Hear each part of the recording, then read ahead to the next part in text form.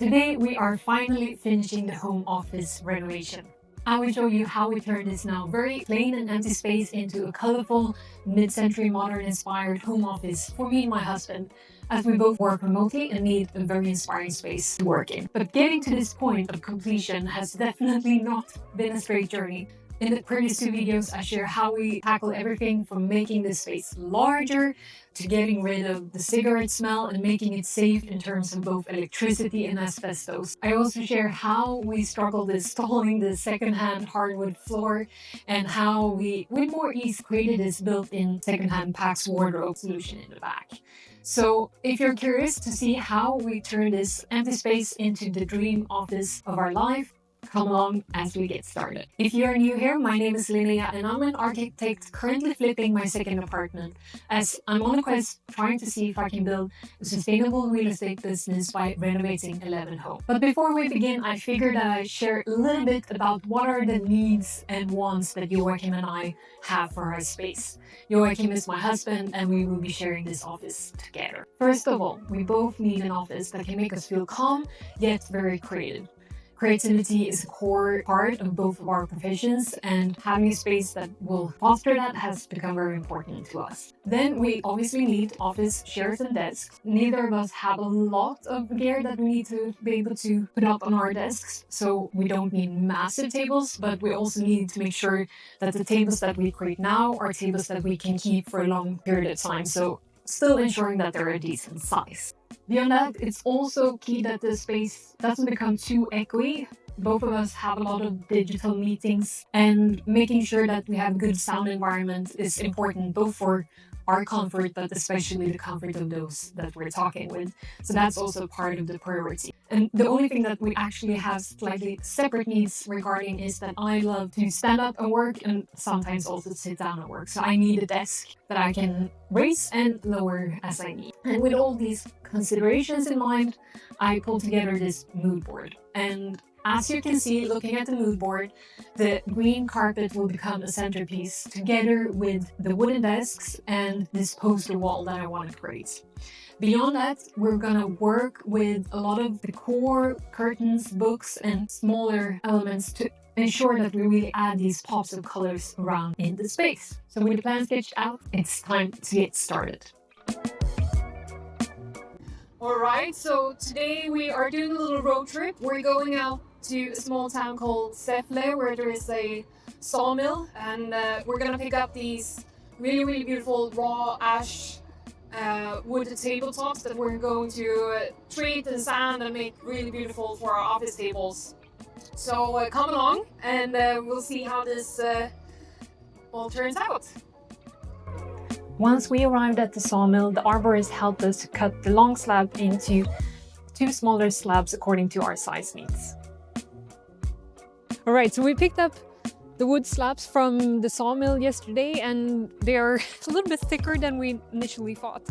But we've started to sand them down, so this one we are just about to start working on, but this one we have come pretty far with, so it's truly turning out really beautiful, and we'll take it step by step, but essentially now we just need to do the final polish on this side, and then next weekend we're gonna try to take a couple of centimeters or millimeters off on the bottom edge. So today we're only focusing on this side and truly turning out amazing. So let's see how it goes.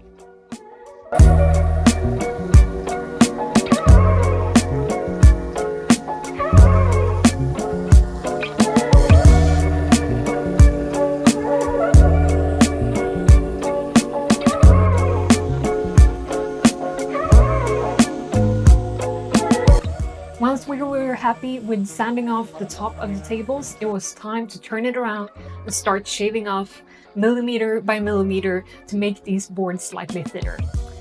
It was a lot of work, but it went smoother than we thought originally. We took turns using the planer, and after a full days of hard work, we were finally at the thickness that we had been wanting from the start.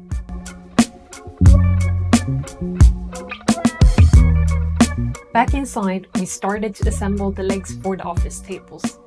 We had decided to use IKEA mid-zone as they can be adjusted in height, they can hold a lot of weight, and these tabletops are really heavy. They can also be found in the black color, which we wanted. And I have to say, I did try really hard to find these secondhand, but I could not find two of the same kind in the black color.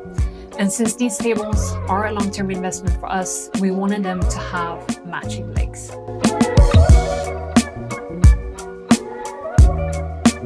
Alright, it's the next day and we have now configured how we like the tabletops to sit on top of the legs. So the next step that we have is to pre-drill some holes so that we can screw in the tabletops and make them really secure on top of the tables. So that's the next step for today.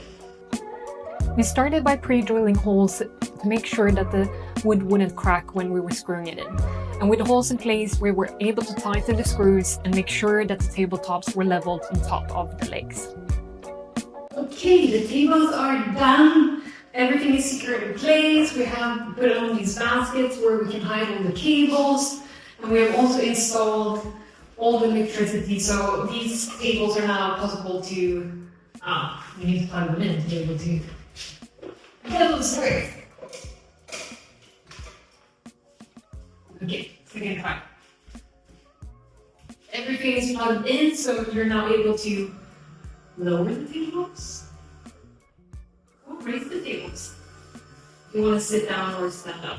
So really excited. Now we need to vacuum everything in here, and we're going to put down the carpet and afterwards add some curtains.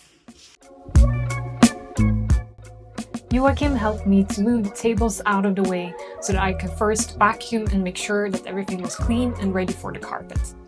With the floor ready, I started to roll out the carpet and I was finally able to see how it was going to look in this space for the first time. It was genuinely a very exciting moment.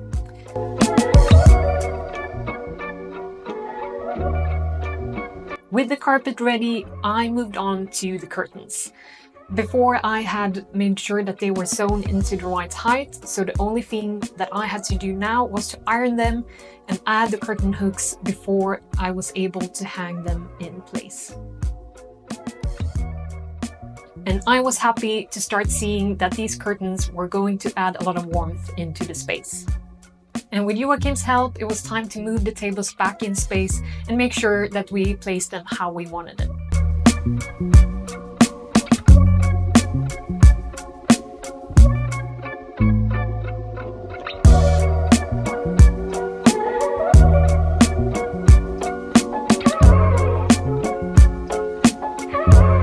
The next big step was to put all the paintings in a straight line.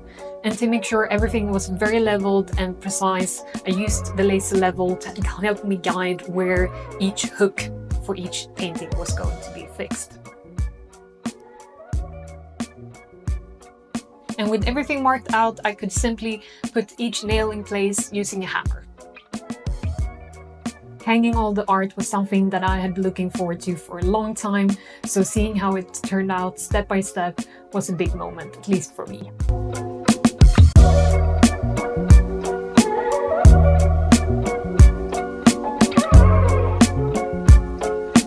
So while I was away, Joachim has actually installed our bookshelves for this wall. This will be the place where I sit, and I'm gonna try to bring in a lot of the books, a lot of decor, and try to mix it up to make this just as colorful as the other wall where we have all the paintings.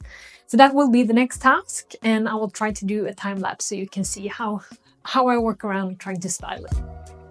The main elements that I was going to add to these shelves were books. I have a lot of different books about design, architecture, art, history, and so on that I use for inspiration, and I wanted them to be easily accessible behind my workspace.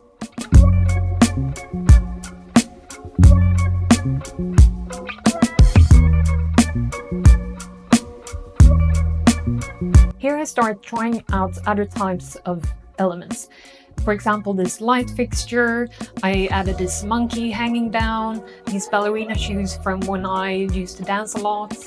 I also tried out these glass bars to use another type of material, and some boxes for storage. Finally, I added a couple of Joachim's Dragon Ball books. I couldn't fit all of them, but at least the first chapters.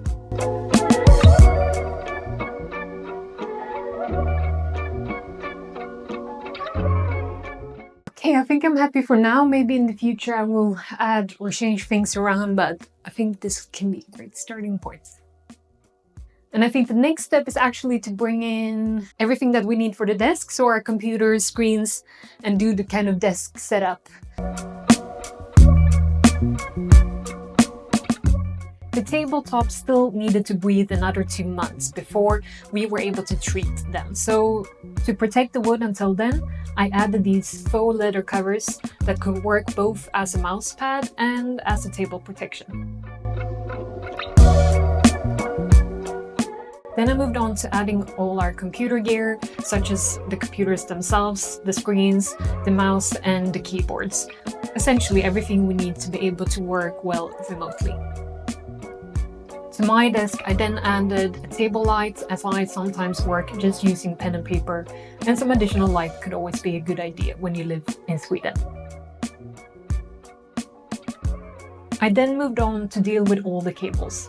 You cannot see a lot of what I'm doing here, but essentially the goal was to hide as much of the cables as possible without anything being tangled with each other.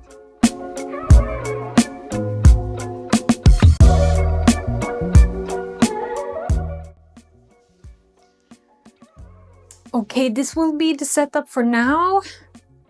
I have the basic stuff in place. I haven't put any decorations in yet, but I think with this we can start to bring in the chairs and bring in the rest of the furniture in the space. There was not a whole lot to add, but this armchair is a special piece by a Norwegian architect that we thrifted very cheaply specifically for the office.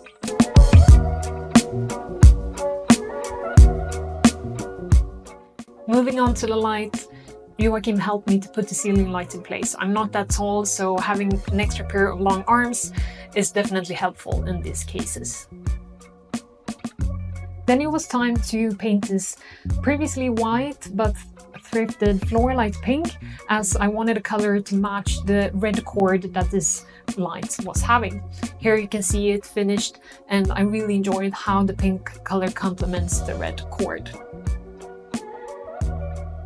Lastly, I installed the light that I put previously on the bookshelf and made sure that all the light bulbs were working with our smart light system. Now it was finally time for finishing touches.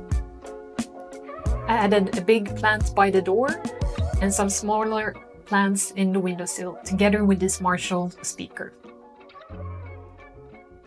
I added a practical vase to put pencils in and a holder for some tape and post-it notes. I added some fresh flowers and some tea light holders. For Joachim, I got this beautiful green notebook and some holders for his cables. And to complete the corner with the armchair, I added this little table that can hold, for example, a book or a cup of coffee.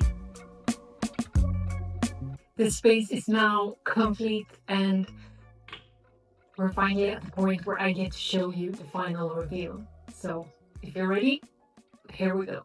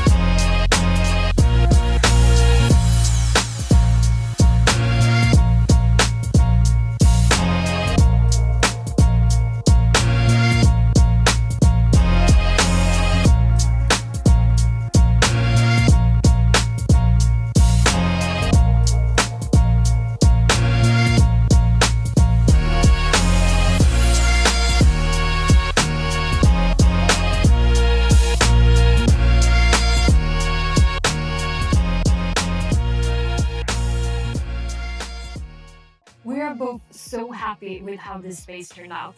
It has been a real challenge along the way, facing a lot of unexpected bumps, but if you work with renovation, I think you start to learn that the unexpected is something you need to expect from the start. And with the space finished, we are moving on to renovating the bedroom. So if you don't want to miss that, consider subscribing to my channel. And if you like how this office renovation turned out, give the video a thumbs up, and I see you in the next one.